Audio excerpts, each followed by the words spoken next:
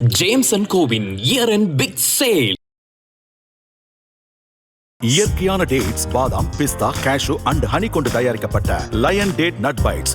பாடி ஷேமிங்ன்றது வந்துட்டு எல்லாருமே எல்லா படத்துலையும் பண்ணுறது இல்லை. பட் இந்த படத்தில் எனக்கு சுத்தமாகவே இல்லை. அது எனக்கு ரொம்பவே ஹாப்பியாக இருந்துச்சு. ஸ்பாட்லேயே ஆகட்டும், எந்த ஒரு இடத்துலையுமே வந்துட்டு என்னை அது போல் யாருமே ட்ரீட் பண்ணது கிடையாது. ஒரு ஆஃபீஸ் பாய் ஒர்க் பண்ணுறீங்க, உங்களுக்கு நடிக்கிறது ஆசையா இல்லை வேறு ஏதாவது இருந்ததா? இல்லை, நான் வேலை செய்தவன், ஜஸ்ட் வேலை செய்ய வந்தீங்க? செய்தவன். நான் பண்ணுற விஷயங்கள்லாம் பார்த்துட்டு பரணி கௌதம் 2 பேர் இருப்பாங்க. அவங்க தான் வந்துட்டு நான் பண்ணுறதெல்லாம் இமிட்டேட் பண்ணி சிவானுங்கிட்ட சொல்லி அவர் மூலியமாக தான் எனக்கு டான் கிடச்சிது. ஹாட் நியூஸ், அந்த மெனு லிஸ்ட்டை கொடு. வேலைக்கு போகிறோம் அப்படின்னா இப்போ என்ன, சென்னைக்கு வரோம் அப்படின்னா ஏதோ ஒரு ஐடி கம்பெனியில் வேலைக்கு போகணும், இல்லை ஏதாவது ஒரு இது, அது வேறு வேலை. ஒரு ப்ரொடக்ஷன் ஆஃபீஸில் போய் ஒரு ஆஃபீஸ் பாயாக வேலைக்கு போகிறது அப்படிங்கிறது அது எப்படி நடந்தது? இல்லை, ஆக்சுவலி நான் வந்துட்டு பாண்டிச்சேரியில் நான் ஒரு 2 வீலர் மெக்கானிக். அங்கே எனக்கு வந்துட்டு உங்களுக்கே வந்துட்டு இதெல்லாம் நானே பண்ணியிருக்கேன் அப்படின்ற மாதிரி உங்களுக்கு இருந்ததெல்லாம் என்ன மாதிரியான சீன்ஸ்லாம் இருந்தது? நானும் வந்துட்டு எங்கள் ஸ்கூலில் வந்துட்டு நான் ஸ்நாக்ஸ்லாம் பதுக்கி வச்சு சாப்பிட்ருக்கேன். எல்லா பசங்களும் சாப்பிட்டு போனதுக்கப்புறம் நான் திரும்பி தனியாக உட்காந்து சாப்பிட்டுலாம் வந்திருக்கேன். இவங்களுக்கு நம்ம கடைசி வரைக்கும் ஒரு தேங்க்ஃபுல்லாக இருக்கணும் அப்படின்னு சொல்லிட்டு நீங்கள் சொல்கிற ஒரு நபர் யார்? எஸ்கேன்னு. ஏன்னா அவர் தான் வந்துட்டு என்னை ஃபஸ்ட்டு நீ இதை பண்ணு நல்லா இருக்கும்னு சொல்லி என்னை நம்பினது அவர் தான். உங்களோட கேரக்டர் எல்லாருக்குமே ரொம்ப பிடிச்சிருந்தது. ஏன்னா டானுன்னு ஒரு படம் வரல அப்படின்னா நான் இந்த இதுக்குள்ளே வந்திருக்க முடியாது. வணக்கம் சரத் ப்ரோ. வணக்கம். எப்படி இருக்கீங்க? நல்லா இருக்கேன், நீங்கள் எப்படி இருக்கீங்க? ரொம்ப சூப்பராக இருக்கேன். யூத் படம் பார்த்துருந்தேன். ஆக்சுவலாக வந்து த்ரூ அவுட்டாகவே அந்த ஒரு ஹியூமர், அந்த ஒரு விஷயங்கள்லாம் இருந்தது வந்து எனக்கு ரொம்ப பிடிச்சிருந்தது. தென் உங்களோட ரோல் கிட்டத்தட்ட நிறைய படங்களில் நீங்கள் வந்துடுறீங்க. டானாக இருக்கட்டும், தாய்க்கிழவியாக இருக்கட்டும், ரிபல், டாக்டர்னு, பட் எல்லாத்துலேயுமே ரொம்ப குட்டியான ஒரு ரோல், சின்ன, பட் யூத்தில் த்ரூ அவுட்டாக வந்திருக்கீங்க. அது எந்த அளவுக்கு உங்களுக்கு ஒரு ஹாப்பியாக இருக்குது? எனக்கு ரொம்ப ஹாப்பி. ஃபர்ஸ்ட் ஆஃப் ஆல் வந்துட்டு கென் என்கிட்ட கூப்பிட்டு சொல்கிறப்போ வந்துட்டு இவ்வளோ பெரிய ரோலாக இருக்கும்னு நான் எதிர்பார்க்கவே இல்லை. ஒரு ஃப்ரெண்டு ரோலு, படம் ஃபுல்லாக ட்ராவல் ஆவீங்கண்ணே, நல்ல ஒரு இது இருக்கும் சொல்லிட்டு இருந்தார். பட் அது ரிலீஸ் ஆனதுக்கப்புறம் இவ்வளோ பெரிய இம்பேக்ட் கொடுக்கும்னு நான் எதிர்பார்க்கல. ஓகே. இல்லை, நீங்கள் நேச்சுரலாகவே அந்த மாதிரியான ஒரு செம்ம ஜாலியான ஒரு ஆள் தானே, அப்படியே கலாய்ச்சிக்கிட்டு நான் ஆமாம் அந்த மாதிரியான ஒரு பர்சன் தான். ஏன்னா இப்போ இதுலேயுமே நிறைய இடத்துல ஹியூமர் ஒர்க் அவுட் ஆனதுக்கு நீங்களும் ஒரு முக்கியமான ஒரு ரீசன். எனக்கு ரொம்ப பிடிச்சிருந்தது என்ன அப்படின்னா, எந்த இடத்துலையும் பாடி ஷேமிங் இல்லை. உங்களை யாரும் பாடி ஷேமிங் பண்ண மாட்டாங்க படத்தில். அதை வச்சு எந்த ஒரு காமெடி சீனுமே எழுதியிருக்க மாட்டாங்க. அது உங்களுக்கு எந்த அளவுக்கு இதாக இருந்தது? அது எனக்கு ரொம்ப சந்தோஷமாக இருந்துச்சு. ஏன்னா வந்துட்டு என் பாடி ஷேமிங்ன்றது வந்துட்டு எல்லாருமே எல்லா படத்துலையும் பண்ணுறது இல்லை. பட் இந்த படத்தில் எனக்கு சுத்தமாகவே இல்லை. அது எனக்கு ரொம்பவே ஹாப்பியாக இருந்துச்சு. அது எப்படி சொல்கிறதுனே தெரியல. ஸ்பாட்லேயே ஆகட்டும், எந்த ஒரு இடத்துலையுமே வந்துட்டு என்னை அது போல் யாருமே ட்ரீட் பண்ணது கிடையாது. ஓகே. என்னோடய வாய்ஸ் வச்சு நக்கல் பண்ணுறதோ அதெல்லாம் எதுவுமே பண்ணுறதில்ல. ஜாலியாக போகும், ஜாலியாக ஷூட் போகும், ஜாலியாக வந்துட்டு எடுத்துகிட்டு ஜாலியாக வந்துடும். கண்டிப்பாக. இப்போ படத்தை தாண்டி நீங்கள் ரியல் லைஃப்பில் அதை ஃபேஸ் பண்ணியிருக்கீங்களா? அது நிறைய இடத்துல பண்ணியிருக்கேன். நிறைய இடத்துல வந்துட்டு ஒழுங்காக இது பண்ணேன் அதெல்லாம் சொல்லியிருக்காங்க. இப்போ உங்களோட அந்த ஒரு ஃபிசிக்கல் அப்பியரன்ஸை வச்சுட்டு எங்கேயாவது ஏதாவது ஒரு படத்தை தாண்டி ரியல் லைஃப்பில் ஒரு ரிஜெக்ஷன் இருந்திருக்கும்ல, ஃபிசிக்கல் அப்பியரன்ஸ், அந்த மாதிரியான விஷயங்களை நீங்கள் ஃபேஸ் பண்ணியிருக்கீங்களா? அந்த போல் எதுவும் பண்ணதில்லை. ஓகே. இப்போது அது போல் இடத்துக்கு நான் போகவும் மாட்டேன். ஃபஸ்ட்டு ஓகே, பெருசாக அது போல் இடத்துக்கு நான் எங்கேயும் போக மாட்டேன். அது போல் என்ன பண்ணுறாங்கன்னு தெரிஞ்சுன்னா அவாய்ட் பண்ணிட்டு வந்துடுவேன். அது நடந்திருக்கு அந்த மாதிரி? மேபி நடந்திருக்கலாம். அது போல் நான் வந்துட்டு அது நான் கண்டுக்க மாட்டேன். அது பெருசாக எடுத்துக்க மாட்டேன். ஓகே. இப்போ நீங்கள் பேசுகிறீங்களா, ஆக்சுவலாக இது ஒரு மாதிரி யூனிக்காக இருக்குது. நிறைய பேர் வந்துட்டு அது ஒரு இதாக இருக்கும்ல, பட் நீங்கள் பேசுகிறதே வந்து ஒரு மாதிரி யூனிக்காக இருக்குது அப்படிங்கும்போது, ஆனால் படங்களில் இந்த மாதிரி பெர்ஃபார்ம் பண்ணும்போது என்ன பார்ப்பாங்கன்னா, என்ன இப்படி வாய்ஸ் வந்து இப்படி பேசுகிறாங்களே, இப்போ டப்பிங் எப்போ அதை எப்படி மேட்ச் பண்ணுவாங்க, இந்த மாதிரியான டவுட்ஸ் எல்லாம் ஒரு டேரக்டர் கிரியேட்டருக்கு வரும்ல. கென் அதை பற்றி ஃபஸ்ட்டு பேசும்போது என்ன சொன்னார் உங்களோட அந்த ஒரு இதை கேட்டுட்டு? இப்போ கென் வந்துட்டு என்னை லப்பர் பந்தில் தான் பார்த்துட்டு கூப்பிட்டாரு. கூப்பிட்டு ப்ரோ, நான் வந்து ஃபஸ்ட்டு அவர்கிட்ட சொன்னது என்னென்னா வந்துட்டு, ப்ரோ என் வாய்ஸ் மட்டும் கொஞ்சம் இதாக இருக்கும், கொஞ்சம் ரொம்ப ஒரு மாதிரி புரியாத மாதிரி இருக்கும், அது மட்டும் டப்பிங்கில் ரொம்ப கஷ்டமாக இருக்கும். ஆனால் நான் வந்துட்டு உங்களோட லப்பர் பந்தில் பார்க்குறப்ப வந்துட்டு உங்கள் வாய்ஸ்க்காக தான் உங்களை கேட்ச் பண்ணேன் அப்படின்றப்போ ஓகே. எனக்கு மைனஸாக இருந்தது எனக்கு என் வாய்ஸ் தான். கென் வந்துட்டு அதை ப்ளஸ்ஸாக பார்க்குறப்போ வந்துட்டு அவர்கிட்ட எந்த ஒரு இதுவுமே பேசலை. ஓகே ப்ரோ நம்ம பண்ணலாம். ஓகே. அப்படி தான் வந்துட்டு உள்ளே வந்ததே வந்தது. டப்பிங் அப்போ கொஞ்சம் கஷ்டப்பட்டேன் தான். அது வந்துட்டு பெருசாக எடுத்துக்கல. ஆனால் நீங்கள் பொறுமையாக பண்ணுங்கள், எவ்வளோ டைமாக இருந்தாலும் பரவாயில்ல, நீங்கள் பொறுமையாக உங்கள் டைம் எடுத்துக்கிட்டு பண்ணுங்கள் அப்படின்னு சொல்லி ரொம்ப ஹம்பிளாக ஹேண்டில் பண்ணார். ஓகே. இல்லை நிறைய 2-3 இடங்கள்ல இன்னொன்று உங்கள் வாய்ஸை தாண்டி உங்களுக்கு இன்னொரு யூனிக்கான விஷயம் என்னென்னா, அழுவுறது கூட வந்து பார்க்கும்போது வந்துட்டு ரசிக்கிற மாதிரியான விஷயங்கள்லாம் இருந்தது. ஐ மீன் டிஎஸ்கே சாரோட அவர் இருப்பார், அந்த கிஸ் மேட்டரில் இது பண்ணிப்பீங்கல்ல, அந்த ஃபோன் கால் மேட்டருக்கு அப்புறம் கான் காலுக்கு அப்புறம், அதுக்கப்புறம் இன்னொரு இடத்துல அடுத்த நாள் வந்து நெட் சென்டரில் மாட்டிக்கிட்டாங்கன்னு சொல்லிட்டு இன்னொரு இடத்துல உட்காந்து அழுவீங்களே, அழுவுறதும் யூனிக்காக தான் இருந்தது. அதுவும் அவர் எங்கே பார்த்துட்டு அதை இது பண்ணார், கேட்ச் பண்ணார், நீங்கள் அழுவுங்க அப்படின்னு சொல்லிட்டு? அது வந்துட்டு இதில் தான் ஆஃபீஸ்லையுமே வந்துட்டு நாங்கள் நிறைய இது ஒர்க் ஷாப் பண்ணியிருந்தோம். அப்போல்லாம் வந்துட்டு ஆனால் இப்போல்லாம் வந்துட்டு ஒரு சில இடத்துல நான் சொல்கிறேன், நான் இது போல் பண்ணுங்க நல்லாயிருக்கும், ஹியூமராக ஒர்க் ஆகும்னு சொல்லிட்டு அப்பயே டிசைட் பண்ணி தான் பண்ணது. ஒர்க் ஷாப்பில் பார்த்துட்டு தான் வந்துட்டு அதில் ஷூட்டப்பாக பண்ணது. ஓகே. இப்போ நீங்கள் இப்போ யூத் அப்படிங்கிற இந்த படம் எனக்கு தெரிஞ்சு இதுவரை நீங்கள் பண்ண படங்களில் இது ஒரு கேரக்டர் பப்ளு அப்படின்ற ஒரு கேரக்டர் த்ரூ அவுட்டாக ட்ராவல் ஆகிருக்கு மக்கள் மனசில். இது வரைக்கும் நீங்கள் நிறைய படங்கள் பண்ணியிருந்தாலும் இந்த படம் இன்னும் எல்லா மக்களுக்குமே கொண்டு போய் சேர்த்துருக்கு. அப்படிங்கும்போது வீட்டில் என்ன சொன்னாங்க மற்ற படங்களை கம்பேர் பண்ணும்போது இந்த யூத் படத்துக்கு? மற்ற படத்தை அவங்க பார்த்துட்டு கூட பெருசாக சொல்ல, பட் இந்த படத்தை பார்த்துட்டு ரொம்ப சந்தோஷப்பட்டாங்க.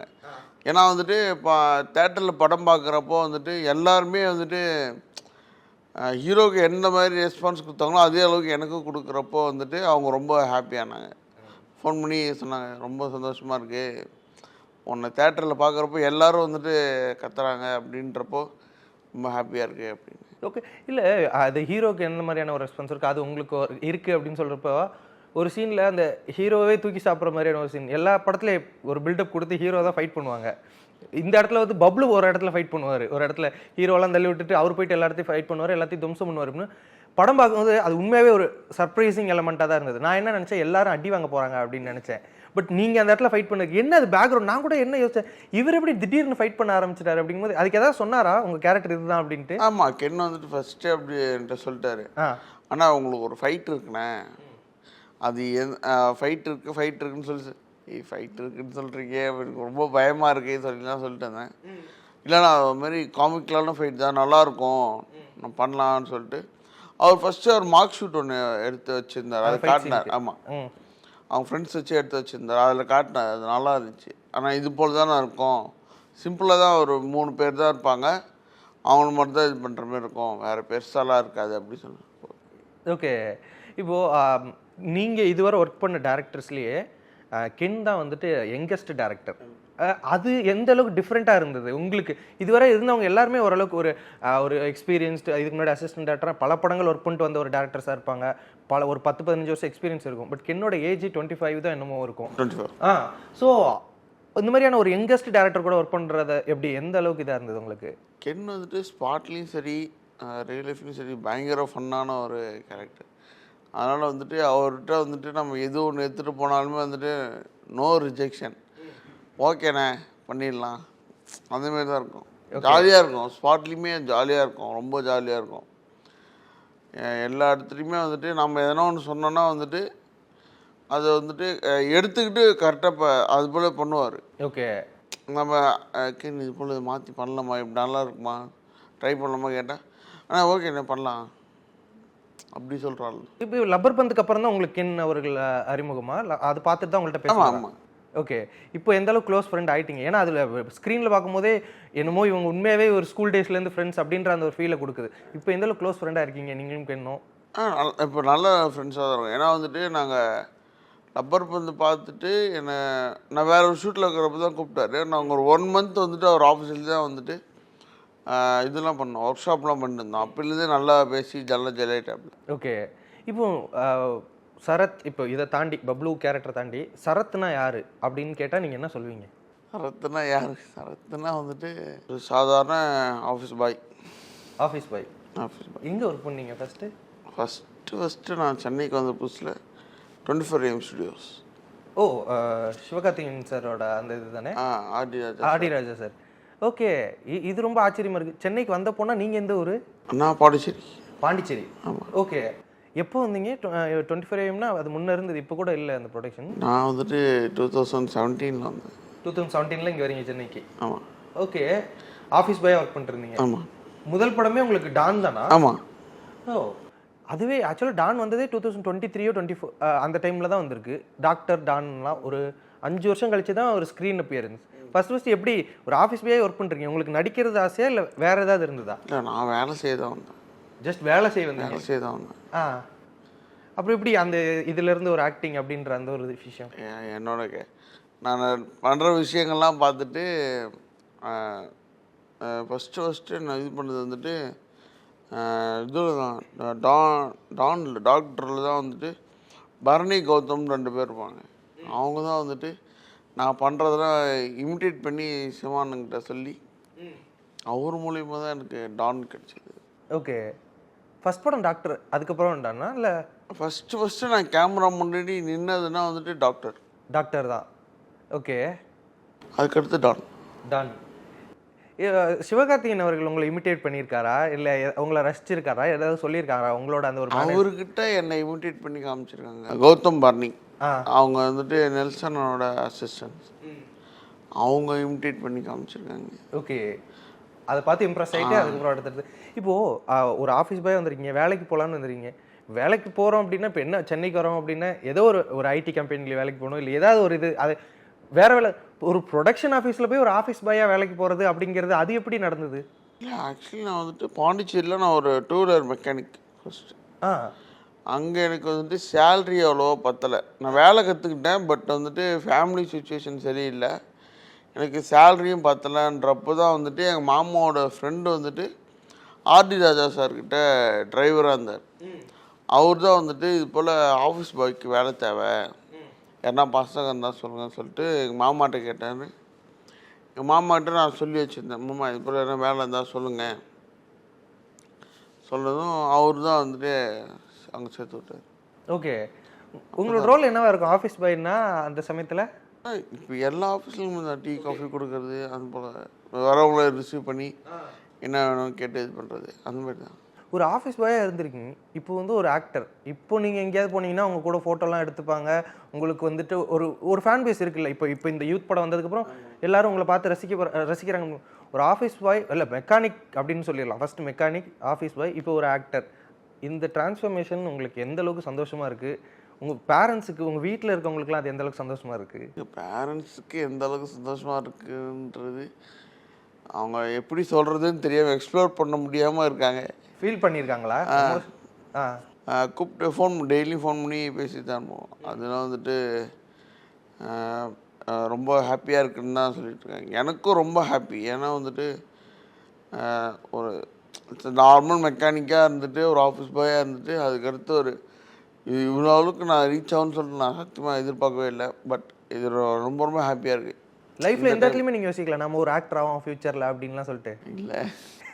இல்லை இப்போ ஏதாவது அந்த இன்ட்ரெஸ்ட் ஆக்டர் ஆகணும்னு ஒரு இன்ட்ரெஸ்ட் இருந்தால் தானே அதை பற்றி நம்ம ஃபீல் பண்ணுவோம். அந்த ஆசையே எனக்கு இல்லை. நான் வேலை செய்ய வந்தேன். பட் டாக்டருக்கு அப்புறம் வந்துட்டு நான் வந்துட்டு இதை விட்டுறக்கூடாதுன்னு சொல்லி முடிவு பண்ணி அதில் ஃபுல்லாக இது பண்ணிட்டேன். நீங்கள் வாய்ப்பு தேடி போவீங்களா? அதுக்கப்புறம் நீங்கள் முடிவு எடுத்துட்டீங்க. அதுக்கப்புறம் இப்போ நீங்கள் எதாச்சியாக ஒரு விஷயம் நடந்திருக்கு, அதுக்கப்புறம் நீங்கள் தான் இதை விட்டுறக்கூடாதுன்னு சொல்லி நீங்கள் நினச்சிருக்கீங்க.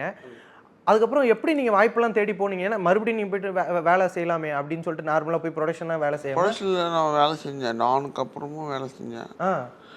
ஒரு 3-4 மாதம் வேலை செஞ்சேன். அதுக்கடுத்து தான் வந்துட்டு எனக்கு ஒரு சில கால்ஸ் வர ஆரம்பிச்சிது. இது போல் வந்துட்டு படங்களுக்கு வர ஆரம்பிச்சிது. ஓகே, நம்ம வந்துட்டு இதுக்கு மேலே கூப்பிட்றாங்க, நம்ம வந்துட்டு இங்கே இருந்தால் ஒன்று வேலை செய்யணும், அப்படி இல்லைன்னா படத்தில் நடிக்க போகணும். ரெண்டுத்துலேயும் எதுன்னு பார்த்தோன்னா வந்துட்டு ஓகே நம்ம படத்தில் நடிக்க போகலாம். ஏன்னா வந்துட்டு ஆஃபீஸ் போய் வரலான்றது நிரந்தரம் கிடையாது. அதனால் வந்துட்டு சரி ஓகே நமக்கு வந்துட்டு நடிப்பு வருதுன்றத வந்துட்டு ஒருத்தர் சொல்லிட்டாரு, அதை நம்ம பண்ணிட்டோம். நான் அண்ணன் வந்துட்டு என்னை இன்ட்ரடியூஸ் பண்ணி வச்சுட்டாரு. இதுக்கு மேலே நம்ம வேஸ்ட் பண்ணக்கூடாது. ஏன்னா ஒரு மனுஷன் வந்துட்டு சாதாரணமாக அவர் பண்ண மாட்டார். அவர் நான் எனக்கு பண்ணி கொடுத்தாருன்றதால அதை வேஸ்ட் பண்ணக்கூடாதுன்னு சொல்லி நான் அதுக்கடுத்து நான் தேட ஆரம்பிச்சிட்டேன். ஓகே. அண்ணன்ட்ட போயிட்டு நான் சொன்னேன், சிவனன்ட்ட போயிட்டு அண்ணா இது போல் வந்துட்டு எனக்கு வெளியிலேருந்துலாம் வருதுண்ணே போவான்னு கேட்டேன். சரிடா நீ பாரு, உனக்கு வந்துட்டு ஒரு இது க்ரியேட் பண்ணி கொடுத்துருக்காங்க, அதை நீ வந்து யூஸ் பண்ணிக்கோ அப்படி சொல்லி நான் சொன்னேன். ஓகே ஓகேண்ணே.